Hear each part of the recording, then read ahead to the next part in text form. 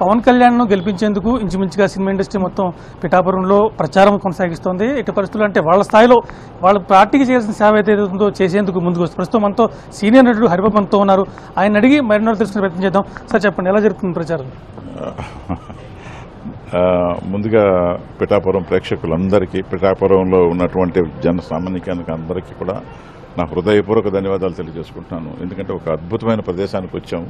గతంలో ఒకసారి వచ్చాం, కానీ ఆ పర్పస్ వేరు, ఈ పర్పస్ వేరు. ఈరోజు పిఠాపురం అనేటటువంటిది భారతదేశంలో ఉన్నటువంటి ఒక సెంటర్ పాయింట్ అయిపోయింది. అంతేకాదు ప్రపంచంలో ఉన్నటువంటి తెలుగు ప్రజానీకం అంతా కూడా ప్రతి ఒక్కళ్ళ చూపు ఈ పిఠాపురం మీదే ఉంది. ఇది ఇంతకంటే గొప్ప విశేషం ఏముంటుంది? సో ఇలాంటి సందర్భంలో మా వంతు సహకారంగా మేము వచ్చి చేయాలనేటటువంటి ఆలోచనతో మా మిత్రులు శ్రీను, తర్వాత ఇతను సీనియర్ యాక్టరు ప్రభాకరు, మన శ్రీనివాసులు నాయుడు, వీళ్ళందరూ వచ్చి కలిసి వచ్చాము. మనం వాస్తవానికి మాకు చాలా షెడ్యూల్ స్ట్రైట్లో ఉంది. అయినా కూడా వాళ్ళ కాళ్ళు గడ్డం పట్టుకొని, అయ్యా మమ్మల్ని ఒక వారం వదిలేయండి, మా ఈ విజయంలో మమ్మల్ని భాగస్వాములు చేయనివ్వండి అని చెప్పి మేము బతినాడుకొని మరీ వచ్చాము.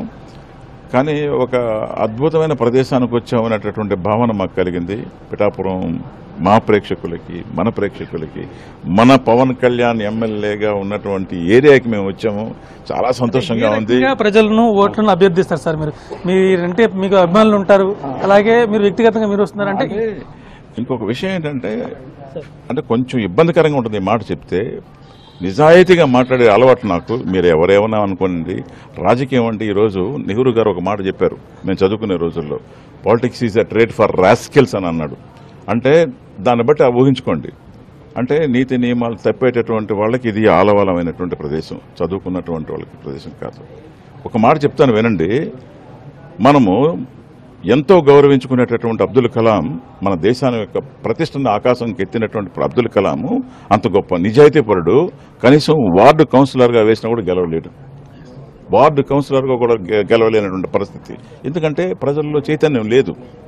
ఎవరు అవసరము, ఎవరు నిజాయితీపరులు అనేటటువంటి విషయాలు అజ్ఞానంలో ఉండిపోయినటువంటి జనం సంఖ్య ఎక్కువ.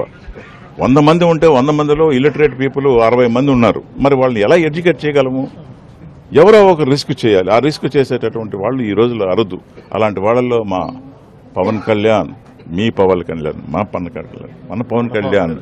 సో అలాంటి వ్యక్తి ఎంత రిస్క్ చేసి రావడం అనేటటువంటిది అది పిఠాపురం ప్రజానీకం చేసుకున్నటువంటి అదృష్టం అని నేను చెప్తున్నాను. ఎందుకనంటే డబ్బు సంపాదించడానికే వస్తారు తప్ప డబ్బు ఖర్చు పెట్టుకోవడానికి ఎవ్వరు రారండి.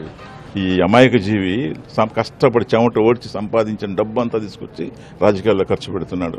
సో ఇంతకంటే అదృష్టం ఉంటుందండి. అలాంటి వ్యక్తి ఈ పిఠాపురంకి దక్కాడంటే నిజంగా పిఠాపురం ప్రజలు ఎన్నో జన్మల పుణ్యం అని అనుకోవాలి.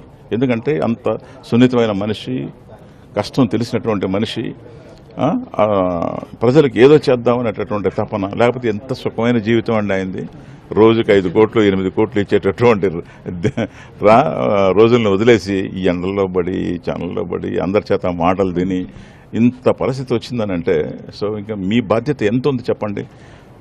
గెలిపించడం నా పాయింట్లో పెద్ద ముఖ్యం కాదండి. ఎంత మెజారిటీ ఇవ్వగలుగుతున్నాము పిఠాపురం, మన పిఠాపురం అనే ఇట్లా ప్రకారం ఎంత మెజారిటీతో గెలిచే అవకాశం అంటే మీ అభిమానులు కావచ్చు.